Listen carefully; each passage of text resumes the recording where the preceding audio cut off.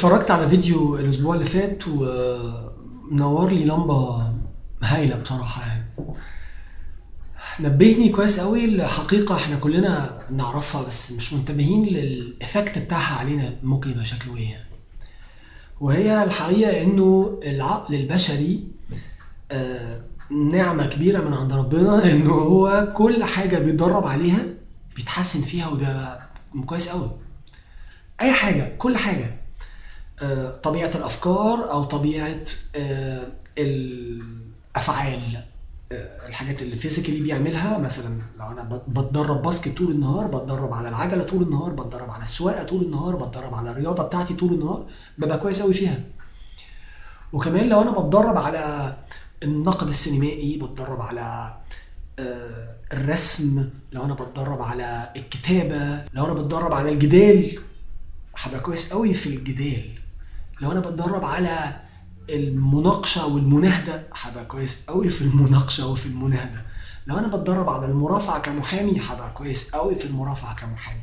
طب انا عايز اقول ايه؟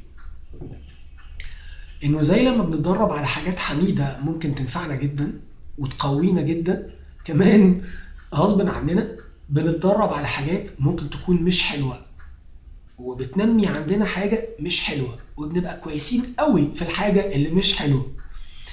مثال: الناس اللي طول النهار بتجادج، طول النهار بتنتقد الحاجات اللي في الحياة وبتحكم على الناس التانية. مادام انت مش زيي يبقى هنتقدك، مادام ما بتفكرش بنفس الطريقة بتاعتي فانا هنتقدك، مادام ما بتعملش الحاجة زي ما انا كان ممكن اعملها فانا هنتقدك. ده طبعا اول حاجة، احنا بنفرق نفسنا عن بعض. على فكرة كل واحد مخلوق وعنده الحاجة بتاعته، فهو عنده طريقة تفكيره وعنده حياته ازاي وصل للنهارده من تجارب حياتيه كتيره جدا. فالناس كلها مش زي بعض، صوابعنا ما هيش زي بعض اساسا. فانت مين عشان تنتقد مخلوق من مخلوقات الله الاخرى؟ ده نمره واحد يعني. نمره اتنين: هل الجادجمنت دي بتفيدك؟ هل بتجيب لك ستيت اوف جوي او ستيت اوف هابينس، ولا بتنكد عليك وبتنغص عليك عيشتك وخلاص؟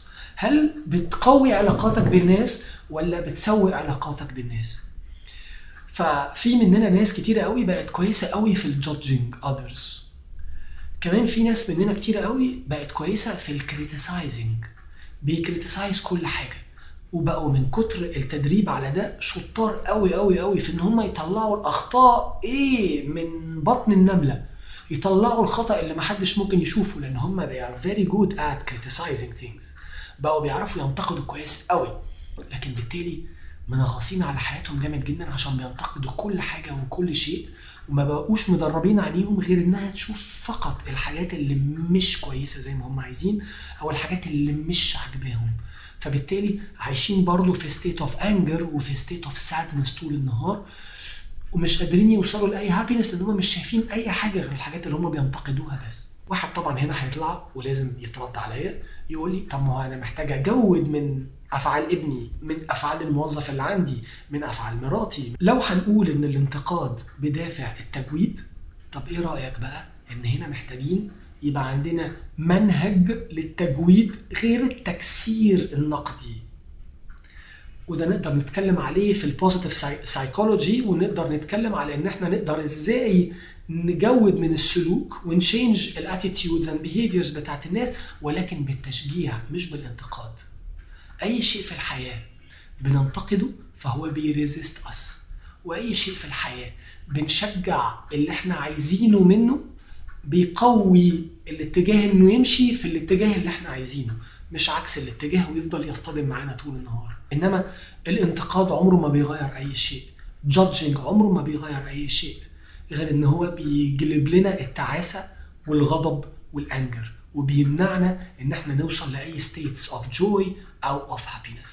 So please انتبه، انت بتمرن نفسك دايما وبتدرب نفسك دايما على ايه؟ عشان اللي بتدرب نفسك عليه هتبقى كويس قوي فيه. فتعالوا نفكر نعيش افضل.